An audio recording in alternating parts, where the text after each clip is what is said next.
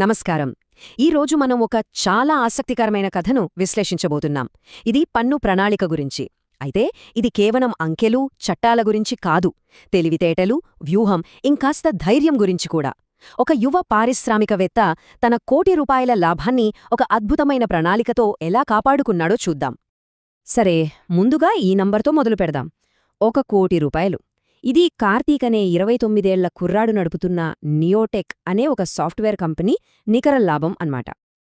కాని ఈ భారీ విజయంతో పాటే ఒక పెద్ద సవాలు కూడా ఎదురైంది. ₹30,00,000 పన్ను కట్టాలంటూ ఒక పిడుగునాంటి వార్త. ఈ పరిస్థితి చూసి కార్తీక్కి ఏం చేయాలో పాలుపోలేదు. అయ్యో, 30 లక్షల ప్రభుత్వానికి ఊరికే ఇచ్చేయాలా? ఏదైనా దారి ఉండాలి కదా అనుకుని వెంటనే తన ఆడిటర్ దగ్గరికి వెళ్లాడు. ఆడిటర్ వెంటనే ఏదో పరిష్కారం చెప్పకుండా ఒక తెలివైన, చాలా లాంగ్ టర్మ్ ప్లాన్ ఒకటి సూచించాడు. ఇక్కడే అసలాట మొదలైంది. ఇది కేవలం ఏదో ఒక ఖర్చును తప్పుగా చూపించడం లాంటిది కాదు. ఏకంగా పన్ను అధికారుల ముందే ఒక నమ్మకమైన కళాప్రేమికుడు అనే పాత్రను సృష్టించడం. ఇది ఒక పెద్ద నాటకానికి నాంది అన్నమాట.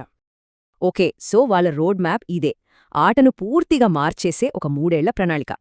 మొదటి ఏడాది పునాది వేయడం, రెండో ఏడాది నమ్మకాన్ని పెంచుకోవడం, ఇక మూడో ఏడాది అస్సలు సిస్సులైన మాస్టర్ స్ట్రోక్ వేయడం.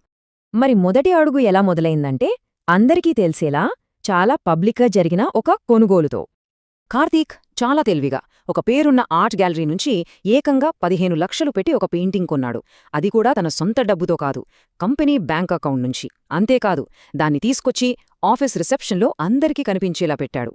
ఇది కేవలం అలంకారం కోసం కాదు, ఒక పెద్ద ప్లాన్లో ఇది మొదటి అడుగు. ఇప్పుడు అత్యంత ఆసక్తికరమైన విషయానికి వద్దాం.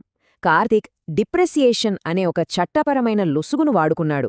డిప్రెసియేషన్ అంటే కాలక్రమేణా ఒక ఆస్తి విలువ తగ్గుతుందని చూపించడం. మన పన్ను చట్టాల ప్రకారం ఆఫీస్లో పెట్టే పెయింటింగ్ని కూడా ఒక ఫర్నిచర్ లాగే చూడొచ్చు. అంటే బయట దాని విలువ పెరుగుతున్నా సరే, లెక్కల్లో మాత్రం దాని విలువ తగ్గినట్టు చూపించొచ్చు. ఇది పూర్తిగా చట్టబద్ధం. ఇక్కడ చూడండి, 15 లక్షల పెయింటింగ్ మీద 10% తరుగుదల, అంటే ₹1,50,000 నష్టం వచ్చినట్టు క్లెయిమ్ చేశాడు. ఈ కాగితపు నష్టం అతని కంపెనీ మొత్తం లాభాన్ని తగ్గించింది. దానివల్ల కట్టాల్సిన పన్నుభారం కూడా తగ్గింది. చూసారా ఎంత తెలివైన ఎత్తుగడో? కానీ కథ ఇక్కడితో ఆగిపోలేదు. అతను ఇంకో అడుగు ముందుకేశాడు. ఏకంగా లండన్కు ఒక విలాసవంతమైన ట్రిప్ ప్లాన్ చేశాడు. అది 5 లక్షల ఖర్చుతో. తన పర్సనల్ లండన్ ట్రిప్ని ఒక బిజినెస్ ట్రిప్గా ఎలా మార్చాడో చూడండి. చాలా సింపుల్. మొత్తం ప్రయాణంలో ఓ 50,000 పెట్టి ఒక చిన్న పెయింటింగ్ కొన్నాడు. ఆ ఒక్క బిల్లును చూపించి మొత్తం 5 లక్షల ట్రిప్ ఖర్చును ఆర్ట్ కొనడానికే వెళ్లిన వ్యాపార ఖర్చుగా క్లెయిమ్ చేసేశాడు. అప్పటికే అతను కళాప్రేమికుడు అనే ఇమేజ్ ఉంది కాబట్టి అధికారులు కూడా దీన్ని నమ్మేశారు. సరే, ఇప్పుడు 2వ సంవత్సరంలోకి వెళదాం. ఈ దశ యొక్క ముఖ్య ఉద్దేశ్యం ఒక్కటే: తను కష్టపడి నిర్మించుకున్న ఇమేజ్ను మరింత పటిష్టం చేయడం. ఈ సంవత్సరం కార్తీక్ కొత్తగా పెద్ద ఖర్చులేమీ చేయలేదు. కాని అదే పెయింటింగ్పై మళ్లీ తరుగుదల క్లెయిమ్ చేశాడు. అంతేకాదు, దాన్ని శుభ్రం చేయడానికి 50,000 నిర్వహణ ఖర్చు అయిందని చూపించాడు. అంటే కొత్తగా ₹1 ఖర్చు పెట్టకుండానే మరికొంత పన్ను ఆదా చేసుకున్నాడు. ఇక ఇప్పుడు సమయమొచ్చింది ప్రణాళికలోని చివరి, ఇంకా చెప్పాలంటే అత్యంత సాహసోపేతమైన భాగాన్ని అమలు చేయడానికి. దీనికోసం కార్తీక్ తన నిరుద్యోగ స్నేహితుడైన రవిని రంగంలోకి దించాడు. అతన్ని పిలిచి ఒక క్యాన్వాస్ మీద నీకు నచ్చింది ఏదో ఒకటి గీయమని చెప్పాడు. అది ఎలా ఉన్నా పర్వాలేదు. ఇప్పుడు అస్సలైన మ్యాజిక్ చూడండి. కంపెనీ అకౌంట్ నుంచి 12.5 లక్షలు చట్టబద్ధంగా రవి అకౌంట్లోకి వెళ్తాయి. కొత్త పన్ను నిబంధనల ప్రకారం ఆ మొత్తానికి రవికి ఎలాంటి పన్ను పడదు. అతను ఆ డబ్బును మొత్తం నగదుగా తీసి ఒక చిన్న కమిషన్ ఉంచుకుని మిగిలిన 12.25 లక్షల రూపాయలను కార్తీక్కి తిరిగిచ్చేస్తాడు. అంతే, వైట్ మనీ ₹1 పన్ను కట్టకుండా బ్లాక్ మనీగా మారిపోయింది. అది పూర్తిగా చట్టం కళ్ళుగప్పి.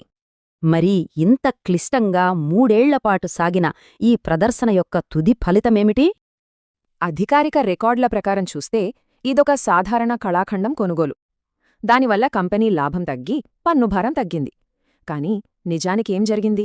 కంపెనీ డబ్బును పన్ను కట్టాల్సిన అవసరం లేని వ్యక్తిగత నగదుగా విజయవంతంగా మార్చారు. ఈ మొత్తం పథకం విజయవంతం అవ్వడానికి 3 విషయాలు కీలకం. 1.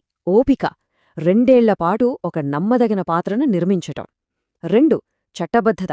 వ్యవస్థలోని నియమాలనే తెలివిగా వాడుకోవడం. ఇక 3. చివరి ఎత్తుగడ. సంపాదించిన నమ్మకాన్ని సరైన సమయంలో పెద్ద మొత్తంలో నగదు బయటకు తీయడానికి వాడుకోవడం. ఇదంతా చట్టం పరిధిలోనే జరిగింది. ఇది మనకొక పెద్ద ప్రశ్నను మిగిల్చింది. తెలివైన పన్ను ప్రణాళికకు, చట్టవిరుద్ధమైన పన్ను ఎగవేతకు మధ్య ఉన్న ఆ సన్నని గీత ఎక్కడ మొదలవుతుంది? ఇది మన ఆర్థిక వ్యవస్థల సంక్లిష్టతను, వాటిలోని లొసుగులను ప్రశ్నిస్తుంది.